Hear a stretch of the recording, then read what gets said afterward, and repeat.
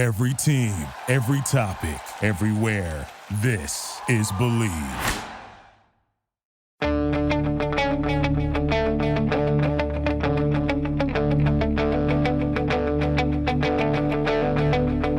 Ich warte seit Wochen auf diesen Tag und tanz vor Freude über den Asphalt.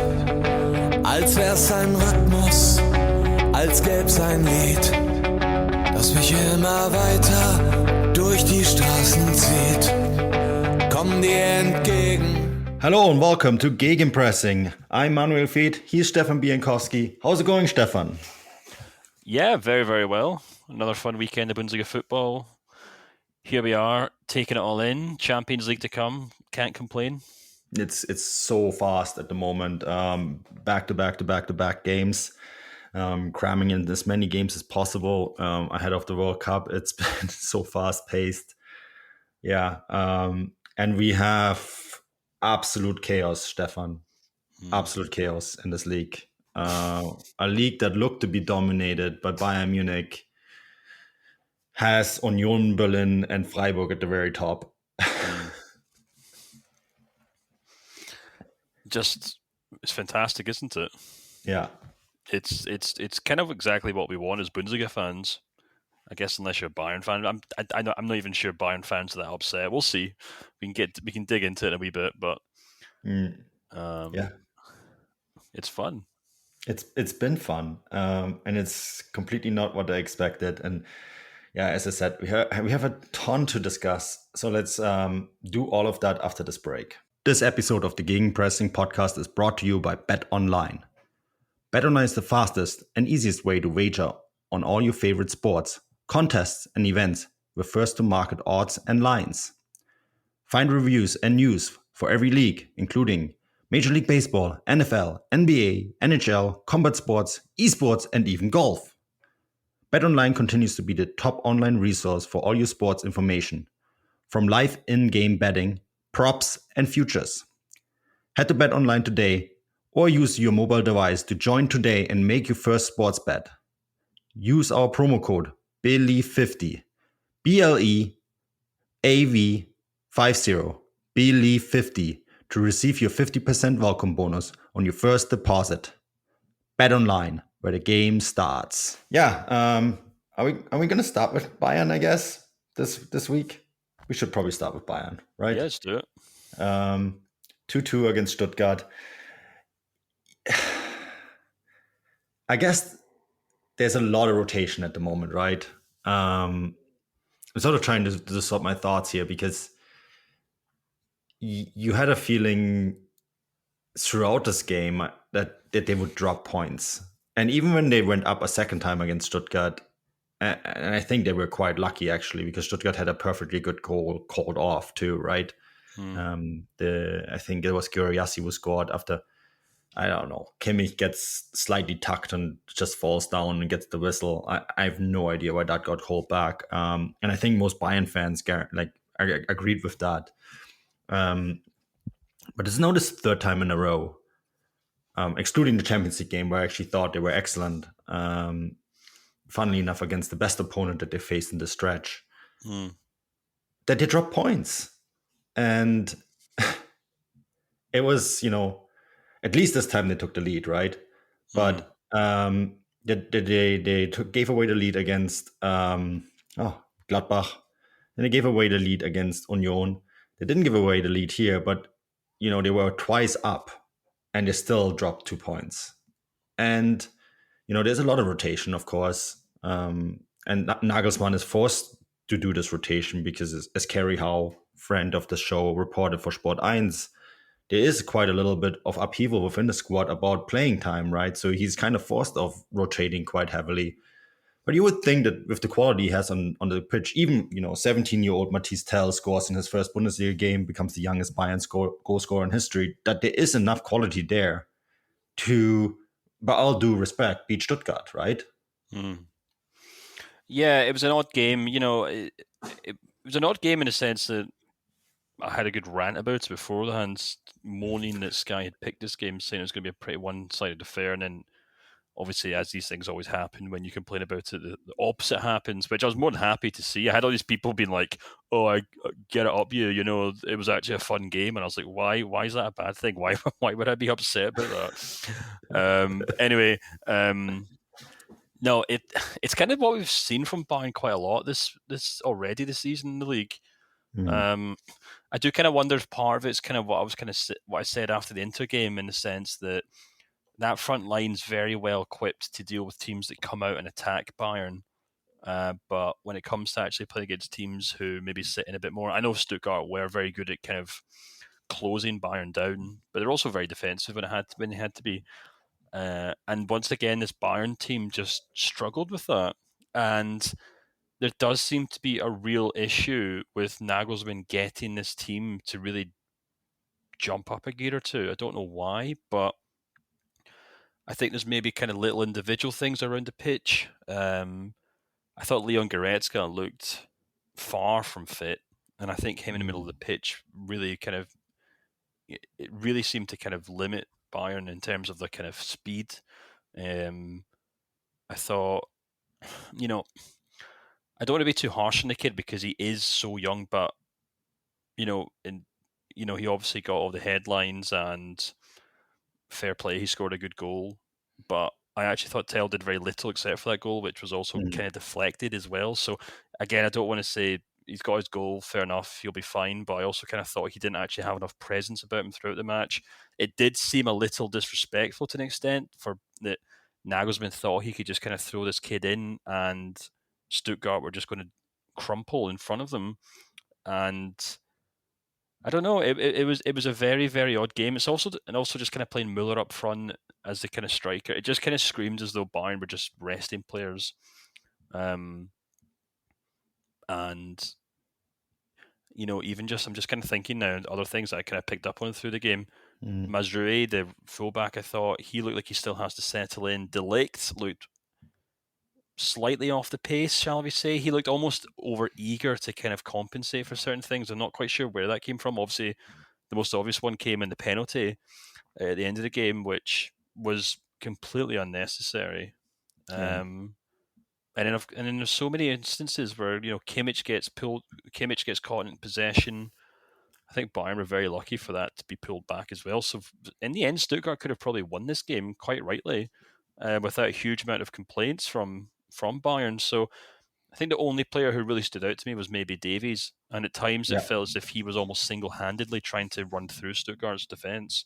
Musiala obviously scored a very good goal, so fair enough to him. But on the whole, there does seem to be something. There's a malaise about this Bayern side, I know, and I did notice a few Bayern fans even saying this, but during the Inter Milan game, I thought they were actually quite clinical. I thought they're quite good at parts. I think tactically they worked quite well against Inter, but I can understand when Bayern fans say, well, actually we were kind of in first gear there, and we were quite lucky that Kimmich and Leroy Sané were able to kind of produce moments of magic to win that game for Bayern, even though Inter never really looked like they were able to kind of match Bayern toe for toe. But so in general, I'd say it has been a bit of a, not so much that I'd say that Bayern have huge worries, but it just kind of feels as if the team's quite jaded, maybe is the best word to describe it. Yeah, I took a look at the average positioning, and it kind of confirms a little bit what I felt during the game, is that there wasn't very much attacking progress for this Bayern Munich side, if that makes sense. It seemed all very bunched up in the middle.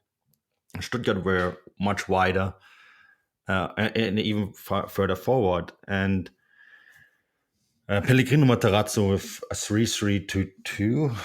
Am I missing players here? A 3-3-2-2. Yeah. Okay, good.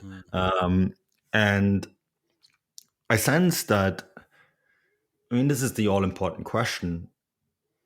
And we've been moaning about this. This is really the lack of better word, that teams in Germany haven't done enough to really tactically challenge Bayern Munich, right? There's a ton of gegenpressing in this league, and you have quite a lot of teams trying to play their attacking style of football and just getting smashed to pieces. Bochum is a good example of that. Frankfurt was a good example of that.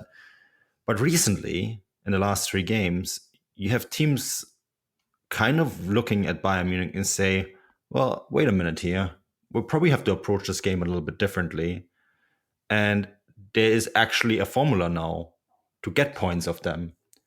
And I think this is maybe excellent news for the league overall, not great news for Bayern Munich, but for the league overall, that a lot of teams are now, including at the Allianz Arena, going and say, this is a place where we can get a result. And you had it now 3 times in a row. And I think a lot of other teams will be looking at, this blueprint and say, wait a minute here, this is not an automatic throwaway point or 2 or even 3. We can actually get something here. And I mean, this is what we all want, what the whole league wants. But I think there is something to that. And I think some of it comes down to, and Sadio Mane is a fantastic signing. Matisse Tell is a fantastic signing. In fact, my entire newsletter last week was about how the side, I think, got better, and I think I still believe that. But at the same time, they don't have a natural focal point in the attack in Robert Lewandowski, right?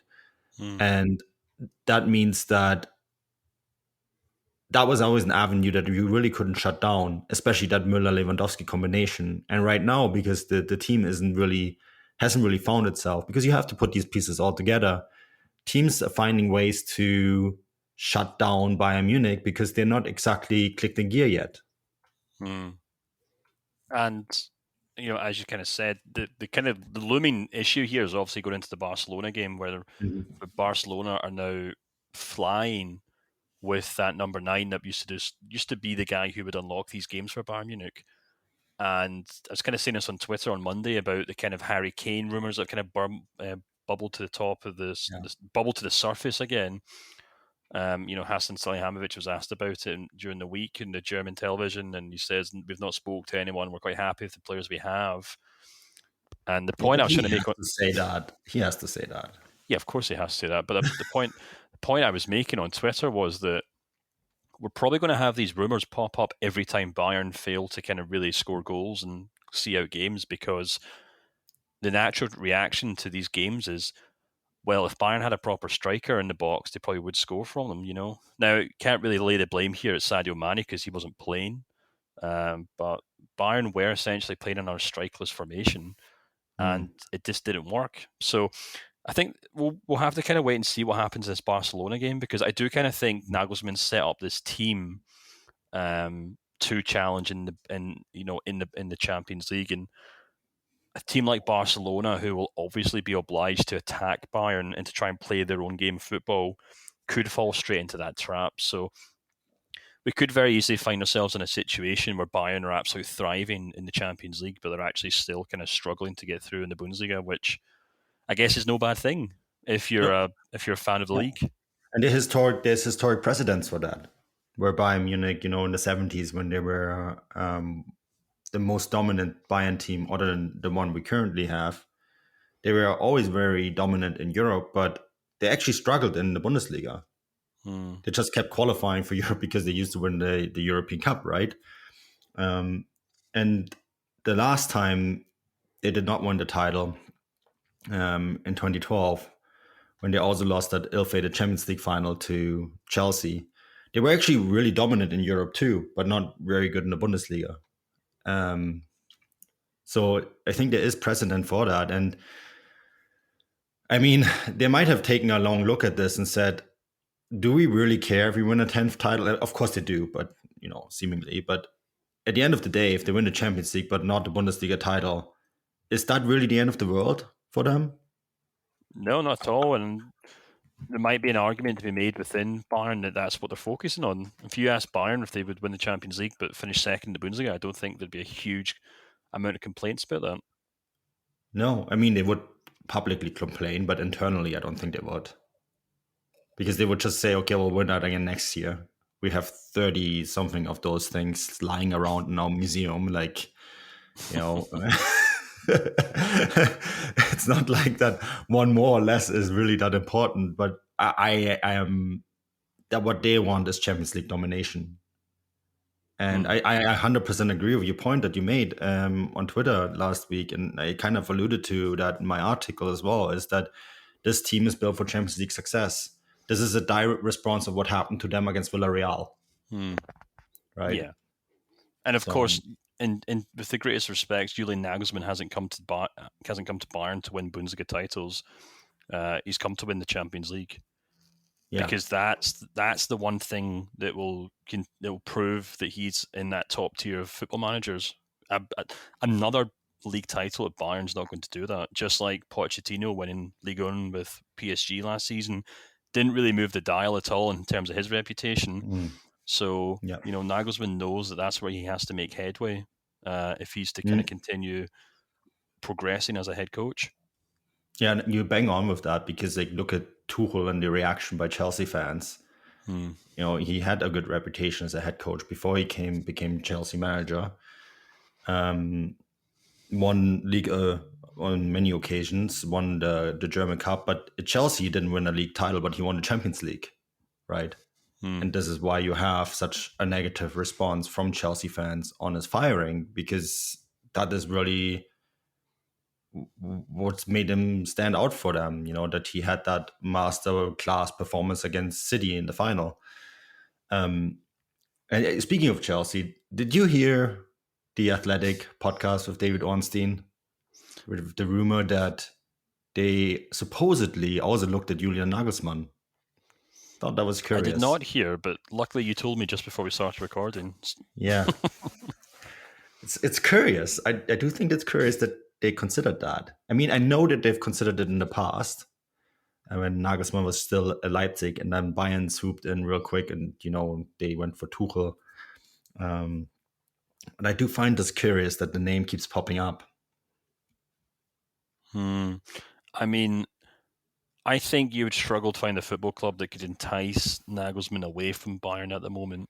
Not only in terms of finances, because they've probably stuck an even larger release clause in than the one they paid Leipzig for. And, Nagelsmann's just had the club spend a huge amount of money rebuilding that squad in his kind of image or in his preference, through his preferences. So, I mean, Nagelsmann has everything he wants at Bayern right now. The only issue is that hasn't really clicked into gear yet. But, I can understand why Chelsea would be interested in Nagelsmann, but I'm not entirely sure Nagelsmann would be interested in Chelsea. Nagelsmann still holds the the world record for the most expensive coach signing, 25 million euros. It's just 2 million euros more than what Chelsea paid for Graham Potter. It's a huge amount of money for Bayern to just, let go. I think there has to be a big offer coming in. And I mean, there is always rumblings internally that there is some disagreements between the Bayern board and Nagelsmann because of the things he says, right? He's a quite open character. We saw the US tour where he made several comments that did not sit well with the Bayern board, the comments about Barcelona, the comments about Harry Kane. I feel like there's a lot of patching up to do. And of course, the start will also raise some eyebrows. But then I always have in the back of my mind that Bayern Munich paid 25 million euros for this guy. And you don't just fire 25 million euros. Yeah. It's just... It's I don't want to go as far as say it's a non-story, because obviously David Ornstein's very respectable. He knows his stuff. He's got very good sources. So I really doubt. I don't doubt rather for a second that maybe he's learned this from the Chelsea side, and maybe they did have him on the shortlist before they realised this. But yeah, I just don't think there's anything in this. Yeah, and he's been on the Chelsea shortlist before. I know this for a fact. So I wouldn't be surprised if he was still on the board and they just circled back to him, realized this wasn't going to happen, and quickly centered their attention on Graham Potter, who they would ultimately get. So we have all these questions about Bayern Munich, and the league table looks just fantastic. You have Union Berlin at first, you have Freiburg at second, you have Bayern at third, then you have Hoffenheim, and then you have Dortmund, Mainz, Köln, Mönchengladbach, Werder, and then all the way down at 10th, you have Leipzig. Now, of course, Leipzig and Dortmund, we circled them in as the two teams that should be challenging Bayern Munich. And I guess the only criticism we have about this chaotic league table, with Union Berlin rightfully in first place because of the fantastic start that they had. And there is no, I do think that they have a good chance of sticking in this top four for quite a long time, maybe till the very end. But I don't think they're going to be able to challenge Bayern Munich for the title. I might have to. I might have to go circle back at this at some point when Union Berlin finally do lift the title, but I don't think it's going to happen this year. But it kind of is frustrating because you have Dortmund and Leipzig in a situation where they really should be 6 points ahead of Bayern Munich now, right? Yeah. I mean, that was kind of the kind of thing I mentioned on Twitter when I mentioned that this is the worst Bayern start since 2010. It's like the fact that Dortmund are still below them just kind of, I think it sums up the Bundesliga perfectly well. You get people from outside who constantly moan about Bayern's dominance of the league, and we go to great lengths to point out that this isn't a case of Bayern buying up the best players or whatever else. I mean, they have done that in the past, and you could certainly make a strong case that they've done that to Leipzig in the last couple of years. So they're not entirely blameless, but more often than not, Dortmund get in their own way before Bayern even have a chance to kind of combat them. And this season has just been another example of that. That Dortmund Leipzig game rather was just it was an incredible watch. It was an education for Dortmund, I think. Edin Terzic in particular. It was probably the worst case scenario for Sebastian Kehl, who obviously, we've talked about this on the podcast before. He purposely made a choice to sack Marco Rose to bring Terzic back in as head coach. And we talked about this at the time in the podcast. We talked about I went so far as to say they'd sacked a decent tactical head coach for a cheerleader. And, I know Dortmund have picked up some points here and there, and they might get a decent result against Man City. It's unlikely, but you never know with the pressure off them. But I've seen very little to kind of change my mind on that, to be perfectly honest with you. And the thing that really kind of worries me about this Dortmund side, well, not just the side, but the club in general, is that watching Jude Bellingham kind of just run around putting out fires in that midfield all day, it really brought back a lot of the conclusion I came to when Erling Haaland left the club, which was they had arguably the best striker in the world, if not the second best striker in the world at the club last season and in the season before, and they couldn't move the dial at all with them. And that was a huge, huge insult or a huge issue that Dortmund... I'm trying to think of the right word to describe it, but it basically underlined the huge problems of that club, that they could have... It's the equivalent of literally sticking Lionel Messi or Cristiano Ronaldo or Kylian Mbappe up front, and Dortmund still couldn't get it together. And they're doing the exact same thing this season with Jude Bellingham. This kid's going to go on to become one of the best midfielders in the world, and there's just they're not building anything around that whatsoever. And it's a travesty, to be perfectly honest with you. It's an absolute mess. It's a circus, and I don't know. I think Matt Ford at Deutsche Welle did a really good piece on some of the quotes and stuff that have come out of it, and the reaction to the game. And I kind of responded to that saying, I think the one thing I think Dortmund really lack right now is a playmaker, and I think they do. You're looking at that game. There's such a gap between whatever or whoever's playing up front. Right now it's Modesta, who at times in that game was probably doing Leipzig a favour in terms of just the lack of running, the lack of movement, the lack of link up with the team. He looked like a complete passenger and that midfield, and I think that's been the case for some time now. Unless Marco Reus does something magical, Dortmund just don't really seem to have any inspiration in attack. That could change maybe when Daniel Malin and Adeyemi come back, perhaps. But I don't know. I think this Dortmund team's just an absolute mess. Terzic hasn't really seemed to fix anything, despite having an extended preseason with a lot of these players, to be fairly honest with you. And Marco Rose managed to come in and within the space of 3 or 4 days got that Leipzig team pumping on all cylinders. Yeah, and I had a lot of people point out to me on Twitter that Dortmund were missing all these guys, but at the end of the day, Kobel is the big absence, but I don't think Leipzig he's going to make a difference against a Leipzig side that had a 2.27 xG versus 0.69 xG. I mean, I think this result, Kobel doesn't get Dortmund a point here because that's the best they could have done considering attacking wise where they were at. But also in Özcan and Bellingham, they have their two best midfielders available. They both play.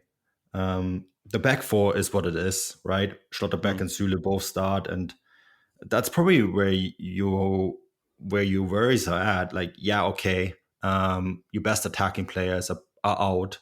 One of them is only just coming back, right? And Giovanni Reina, who I think will be maybe that playmaker that you mentioned. But Karim Adeyemi, that's actually pretty much it, isn't it? Is he going to move the dial enough for when he comes back? Yeah, okay, Sebastian Haller is out, but this is a fact that we've now known for a good 2 months. And he's really the only guy that I can think of. Torgan Hazard hasn't been really a consistent starter either. So it's, in other words, are Gio Reyna and Karim Adeyemi, when they're fully fit, going to move the dial on this tactical setup? And my answer is probably no. No, I don't think they would have made a difference in this Leipzig game, not in the way this team was lined up and it was grouped. And that is, I think that's some of the issues I have. It's all very, very reliant on individuals moving the dial for them. Marco Reus is like Bellingham. Like, you don't have to worry about Marco Reus going anywhere. Except for maybe to the United States to end his career. I think that's very much a possibility and something that's being discussed within his camp. And I know this for a fact. But like, he's not going to another top club anytime soon. But Bellingham very much will, right? And so you have these two are the only two that are really trying to get something done. Gio Reyna comes in. Oftentimes it's the same with him as well. This is something that I've criticized Dortmund under Marco Rose as well, by the way, that it's often felt like it wasn't tactics that were winning the games for them, but individual performances. And that's worrying, right? Yeah. And the other thing that I found was really worrying is that Marco Rose comes in, within 48 hours, he slightly retuned. It's not like he completely changed this Leipzig side. I mean, Sava Schlager comes in, Raum starts, right? Simakan is on the right. Diallo comes in, and he plays kind of Nkunku and Werner up top.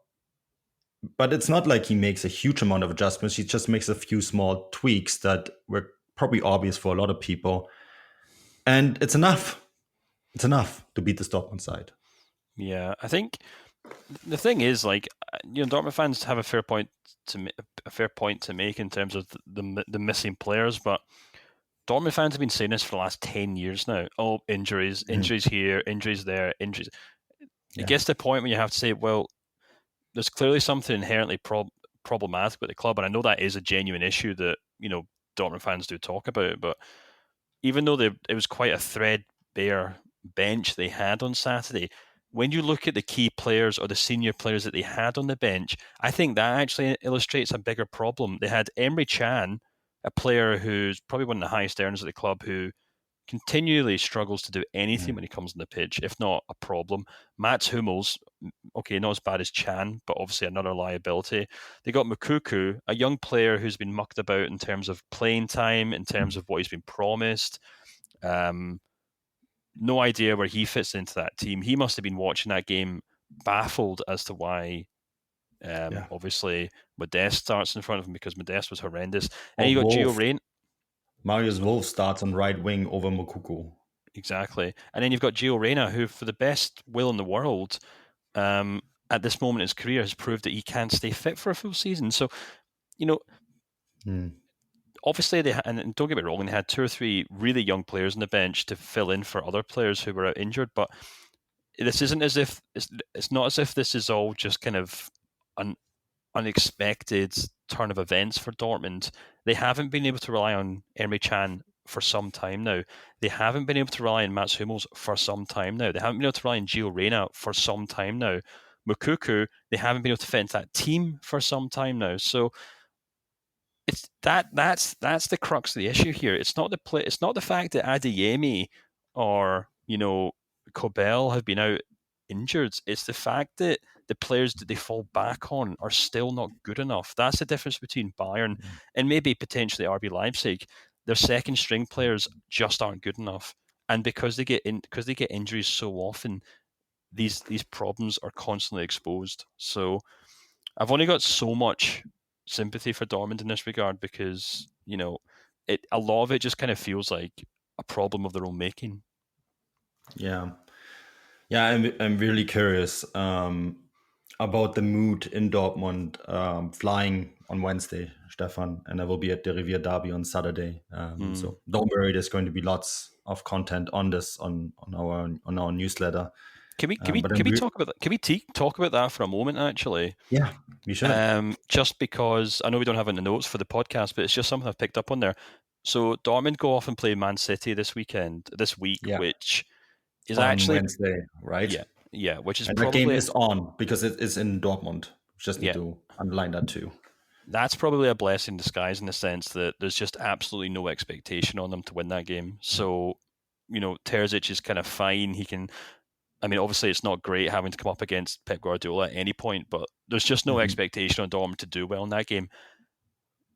But then they have Schalke at home, and if there's any fixture in the Bundesliga which could really, really hammer home the point that things aren't working under Terzic, it would be losing against Schalke at the Westfalenstadion in front of the yellow wall.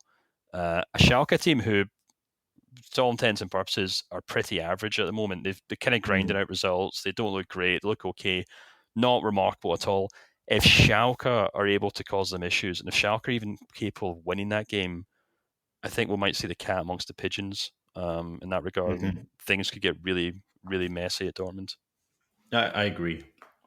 And Schalke, as you rightfully pointed out, are not a very good team at the moment. They did beat Bochum, who then ended up firing the head coach. Reis is gone, which I thought was harsh. But you do know that this is a highly emotional game, especially after a year's absence, because Schalke were in the second division. And Dortmund smashed Schalke in the last Revier Derby that those two teams played, but that was without fans, right? And this game tends to go a little bit differently when the stadium is full, and you do wonder what happens. And I think Dortmund fans will look at that Leipzig result, and there is issues between Dortmund fans and what Dortmund fans call Leipzig customers. So this is a game that they don't want to lose either. And I do wonder what the emotional response will be like should Dortmund drop points against Schalke. I'm really, really curious. And of course, I'm there to experience it all.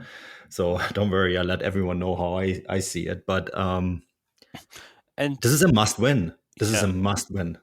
And not to mention the fact that, if Leipzig were to go, at the weekend, they play a very decent Gladbach side. So, by no means a team that they can expect to pick up all 3 points on. But if Leipzig start quickly moving up the league table and overtake Dortmund with Marco Rose in charge, that also just even subconsciously applies an extra layer of pressure on Dortmund because it reflects poorly on them that their previous head coach is thriving at another club, and a club that, even though Dortmund fans maybe don't want to admit it, are rivals for their exact spot in the league. So, very tricky for Dortmund right now.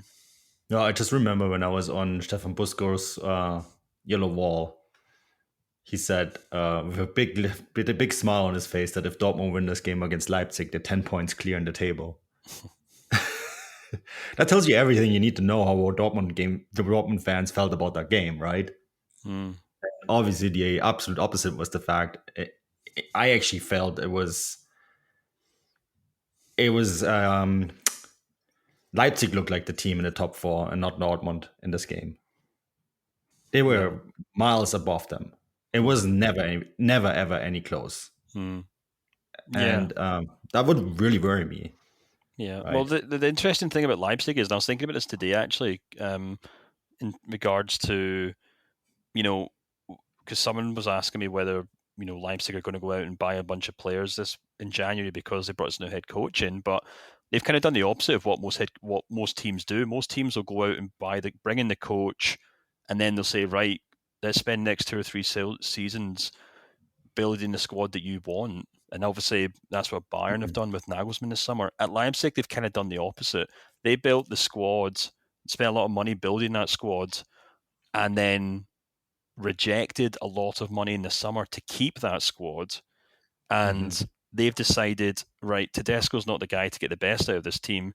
Let's go get a Red Bull guy. And that's what we've done in Marco Rose. So, we've talked about this in the last couple of shows about how uninspiring it is. But in a lot of ways, he ticks all the boxes because he's maybe potentially the final piece of the puzzle there, isn't he? It might actually work, yeah. It's kind of like the Chelsea way. where you first build the squad, then you fire the coach, bring in a new coach, and then you bring in a sporting director for the coach. Leipzig seem to be very much down the same path because officially they don't have a sporting director yet. I think we all have an idea who is going to be. They're in difficult negotiations with Gladbach to get Max Eberl out of that Gladbach contract. He's not at charge at Gladbach, right? But because he stepped down for mental health reasons, he's still officially under contract there, and Gladbach making it difficult for Leipzig to get the guy. But I do believe ultimately there will be a solution found. So it's kind of funny that the puzzle piece that you actually need to hold everything together is still the final one. But okay, well, I guess it's like everyone else starts their puzzle at the edges and works their way in. Leipzig have kind of done it the opposite way. But if it works, it works. And I think the lucky thing for them is that they have that huge international break over Christmas. And if they didn't keep it close, and as I said, it's only 4 points to Bayern. Yes, it's 6 to the top of the table, but let's be realistic here. We all know what the real gap needs to be. And that's manageable at the moment. And they've probably pressed the red button just in time. Yeah, absolutely. Absolutely. So, it'd be interesting to see how things go. But they also have some tricky games coming up. They've got Real Madrid next. We talked about this actually, I think maybe the last show, maybe Rosa coming in terms of the fixtures they've got is really nuts. But then, of course, Karim Benzema's just picked up an injury. So maybe fortune seems to be favouring the Red Bull at the moment. Wow, that's huge. I didn't even realize that. So that's news to me, but that's huge. If he can't play, he's that out. Changes everything in that match. So can you imagine within the space of a week after sacking Tedesco, Leipzig go on to beat Dortmund comfortably, and it was comfortable, and then snatch a win against Real Madrid. And all of a sudden, Marco Rose is the talk of the town. His hometown, of all places. Which, by the way, is a lovely city. If anyone gets the chance, you should really go to Leipzig. It's a lovely place. I've been there several times, and I think it's a great place. I'm actually going to go to Leipzig. It's part of the things. I had an interview scheduled with someone who was fired recently ahead of the Celtic game. So there's that. That's no longer happening. Don't worry, we'll find an alternative piece of content. I'm sure Leipzig are very helpful with that kind of stuff usually, but it is on the list of things or places I'm going to go to while I'm there. And I'm going to be at the Celtic game, Stefan, and I'm really, really looking forward to it too, because it's a great city to visit. Anyone who has a chance to visiting Leipzig, I think it's a really, really nice place. So yeah, I am curious where they're going to be at by the time I'm there. Because I think there's two things that are kind of in their favor. First of all, the Real Madrid game, if they get a good result there, great. If they don't, well, they can just put the blame on Tedesco. But the Gladbach game, I think they're going to get a positive result. And then they have a break. They have an international break. So that gives them 2 weeks to sort of work with the squad. Granted, some players will be gone on international duty, but still. And then, the schedule continues. And then you have this huge World Cup break. And I am actually thinking that they might invest over the winter. Oh, really? I think so. If the gap is small enough to Bayern, I think they will try. Yeah, it'll be interesting to see. But look, if Dortmund aren't going to do it, if Leipzig or if Leverkusen aren't going to do it, then I guess it's going to have to fall on Leipzig. Yeah. Speaking of Leverkusen, so we had a coaching sacking in Tedesco. We had Bochum sack the coach, as I mentioned, which I personally, we don't need to spend a ton of time on this. But I thought it was harsh on Thomas Reis to be fired. I think he's done an excellent job with a Bochum side. That's really the maximum we can get out of them, right? And I think this is kind of a little bit of a populist move where a team thinks they can fix issues that don't lie on the coach by firing the coach. It's very harsh. But that brings me to my next point. Gerardo Sione,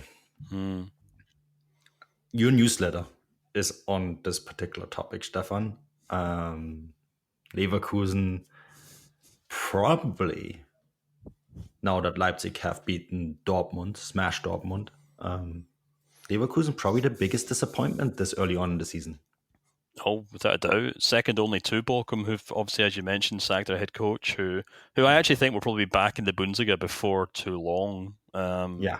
I think in the long term, he's probably got more prospects going from than this Bochum side. But yeah, today's newsletter was on Leverkusen. I provided a bit of insight as to what's going on in the club right now, where Siona's kind of standing with things. And speaking to people at the club, the kind of general gist of things seems to be that they're not really ready to kind of, pull the handbrake and, I don't know where I'm going with this metaphor, push the red button, and who knows, that they're not quite ready to kind of chuck the baby out with the bathwater. There's another one.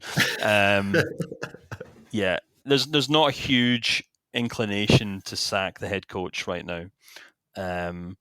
And I think more or less comes down to the fact that, the team just aren't performing at the moment. Obviously, Leverkusen have spent quite a lot of money, and they've been very smart in the transfer window over the last couple of seasons, building a squad that should finish top 4 comfortably. And, watching those last couple of games, I didn't catch the Leverkusen game at the weekend, which a horde of Hertha Berlin fans were happy to remind me about on Twitter. I must say, I've never been so bamboozled by fan reactions, because I said that Leverkusen didn't beat lowly Hertha Berlin. And with the word lowly, I meant as in a team who are down on their luck, etc., etc. And I don't know why, but they thought that meant that Hertha didn't deserve to win that individual game, which they absolutely did. But that was a game they should have. That's a game they should have lost, I think. Obviously, a penalty decision ruled out, which didn't seem very right, and also a huge clanger miss when it was still 0-0 from one of the Hertha strikers. And the same sort of thing happened in the Club Brugge game, in the sense that I think Herdecke at the moment just seems to be all over the place. Jonathan Tah as well, but more importantly. When I was speaking to people at the club, they were basically suggesting, and this is what the gist of my newsletter is, that without Florian Wirtz in there to really kind of pull the strings in the middle of the park, the team's just not really functioning. It's like a car without a proper engine. And yeah, I go into much greater detail as to what's going on there. So go sign up to newsletter, or if you already are, then go pick it up. But I think one of the kind of takeaways from it is that they've obviously got a game against Atletico Madrid this week in the Champions League, which is very similar to kind of Dortmund's situation against Man City, I think, in the sense that, it's a game there's not a huge amount of expectation put on them. But I think this Werder Bremen game at the weekend could prove to be very crucial. I think if they don't kind of turn things around there, Siona might find himself very uncomfortable at the club, I'll put it that way. And we might see a change at that point. I find the weird thing really curious. Do you think that's why they went so heavily after Michailo Mudryk? And I think now the entire world knows what sort of talent he is, right? From his Champions League performance against Leipzig. He's probably out of reach for them now financially. When you know what Shakhtar Donetsk is asking, and having worked on Ukrainian football quite a bit in the past, and know that they're an extremely difficult. Rinat Akhmetov, the owner of the club, it's a very difficult negotiation partner. But you look at Mudrik's performances and what he brings, that is probably one that they missed out on. So you'll know a lot more about this guy than I do. Is he a wide player or is he a central player? He can be both. Right. And he's really dynamic. He's really fast, very direct in a lot of ways, like Wirtz is too, physically further in his development, right? I think, well, I didn't ask about him, but I did ask about Hudson-Odoi, and I said, was this why you picked him up lastly? And they said, well, no, that's not. No, he was really in to kind of help out with Adley and Bellarabi in the sense of kind of wide positions. Obviously this guy from Shakhtar might be in a similar role. I do kind of look at where Klozek has been playing since he came into the team, and I do wonder if there was kind of a lot of hope that he could maybe be a real quick player to kind of step in, and obviously he can't really be Florian Wirtz, but if he can offer something, because if you actually look at the stats, and this is kind of mentioned in the newsletter as well, if you look at their stats in terms of where Leverkusen are attacking, their goal scoring's way down. I kind of mentioned this to you on the show off air before, but one of the stats that really stood out to me was that they've got 8 goals from the first first 6 league games this season. By this point last season, they had twice as many, and Wirtz alone had scored or assisted 8 on his own. So that's kind of where we are with this team. Now, if you imagine Florian Wirtz is in his team and he's already got 8 goals and assists to his name, Leverkusen are probably in a very different position to where they are now. Problem is, they don't have another player like him, because they've got like 7 or 8 central midfielders. They've got midfielders for days, but they're all these kind of holding midfielders. It's Arangues, it's Andrich, it's Palacios. I was kind of saying as well before we started recording that I found it quite interesting that Simon Rolfe has made a point to really kind of highlight how well Demirbe played against Hertha, because he's maybe the first kind of central midfielder who's kind of played that true box-to-box role, that kind of true, almost like a number 10, because that's what Leverkusen have really been missing. So I think for now, they're not happy, but they're willing to kind of chalk up this poor start to the fact that, they're missing their key number 10 and they don't have anyone to step in for them. But I think that kind of excuse will only go so far. Yeah, and he's not coming back till November. You can't wait that long. Right? And it is kind of crazy that Wirtz is 19 now, that you're putting that kind of expectation or weight on a 19-year-old who's recovering from an ACL, cruciate ligament surgery. And anyone who's ever had that surgery and the recovery process, and I'm one of those unfortunate people, knows how long it takes, and how long it takes to be actually, being back on the field and playing or doing activity is one thing, but to actually be feeling comfortable with that ligament again takes about as long as the time that you were out. Of course, everyone handles it a bit different, but that was my personal experience with it, and that was the experience with a lot of professional players I talked to about the surgery as well. That that is usually what they say. Like, being physically fit is one thing, because it's a different ligament. Like, when they repair that ligament, they're putting in a new piece in there, right, to replace the cruciate ligament that you lost. So you actually have to relearn how to use the joint, because it's not the same joint anymore. it operates differently, and so you have to actually become comfortable with a piece of your body that's now different, if that makes sense. Yeah. Yeah. And I think a lot of people don't realize that. Yeah. I think I'd be very surprised if he obviously made it to the World Cup. I don't think he will, but that will obviously give him time to kind of pull things back. I think we'll probably see Leverkusen. I think we'll see a lot of these clubs go on kind of mid-season tours with the squads who don't go to the World Cup. So maybe he can come back just in time, for the World Cup and then have something of a small pre-season to kind of get back up to form. As you said, that's no indication that he'll be back to his 100% best, but I think it's quite charming, I think, how quickly he's become a key player for Leverkusen. And, I know you are the founding member of the Jamal Musiala fan club, and I'm the founding member of the Florian Wirtz fan club, so we do kind of butt heads on this from time to time, but I think it shows just how good Florian Wirtz is, that he is so crucial to his team so quickly. Yeah. And even just going back and watching his goals and assists for that newsletter, the research I was doing, you forget just how well he glides through teams,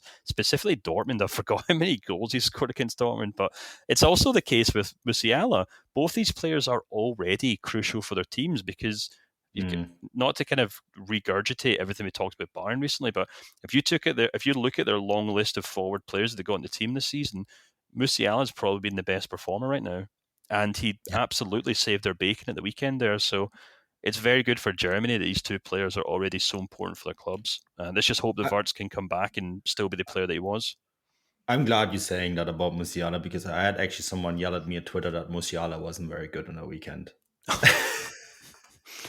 Well, no, wait, he was absolutely horrible was the actual quote. And I'm like, okay, this wasn't one of his best games, but he still scored a crucial goal.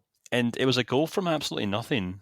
It was almost like something like Messi would do, that kind of jink to shift his weight and score from nothing. And it was tremendous. There's a lot more than Gnabry and Sané and Thomas Müller did, that's for sure. Well, and the thing is, like, the person was right. If Musiala doesn't score that goal, that's an absolutely horrendous performance. But he scored that goal. And so, even when you have a poor performance and you still manage to score, then that tells you a lot about the quality of that player. Anyways, I digress. I am with you. Florian Wirtz is a remarkable player. I put those two young kids in the same category, to be honest with you. And I think Germany is very lucky that by 2024, when they're hosting the Euros, that both of them will be probably in their prime age, because that's going to be extremely difficult to defend against. So very exciting for Germany, of course. But yeah, I think that I'm really curious what's going to happen with him in the World Cup squad. I could see him going without playing or playing a lot. Yeah.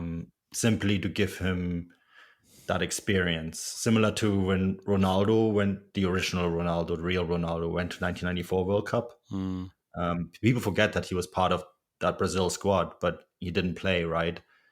But he has said often enough that was actually quite important for his development as a player later on. And so I could see Flick taking him just to experience it. Yeah, although if you're Leverkusen, you probably want him to stay at home and pick up a full mid-season, pre-season, if you want to call it that. But yeah, we'll see. Exciting times, though, that's for sure. Yeah, absolutely. I think that's it. I think we went through everything that we had to discuss. Is there anything else you want to bring up?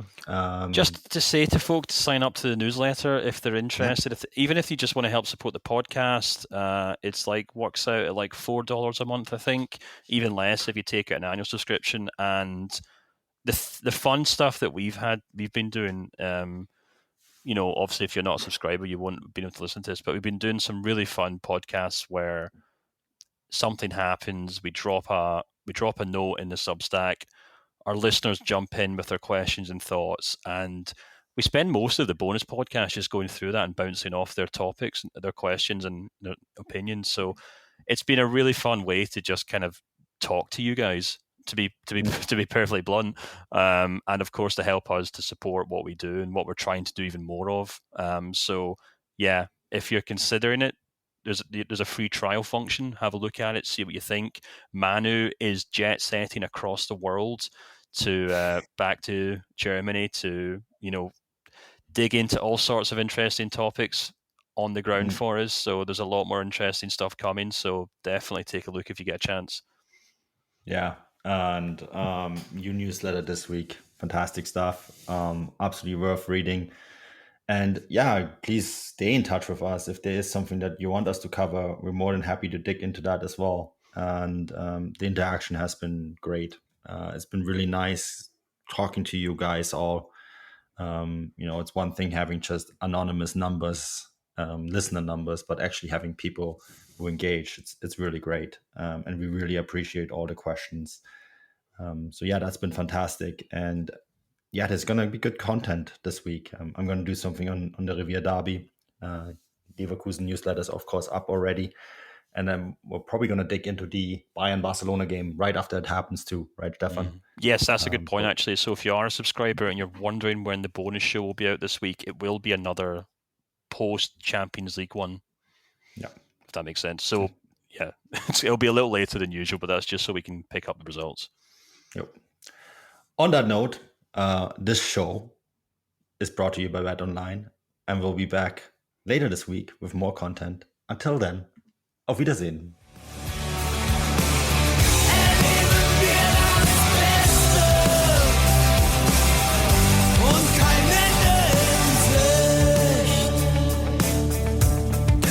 Ende in Sicht.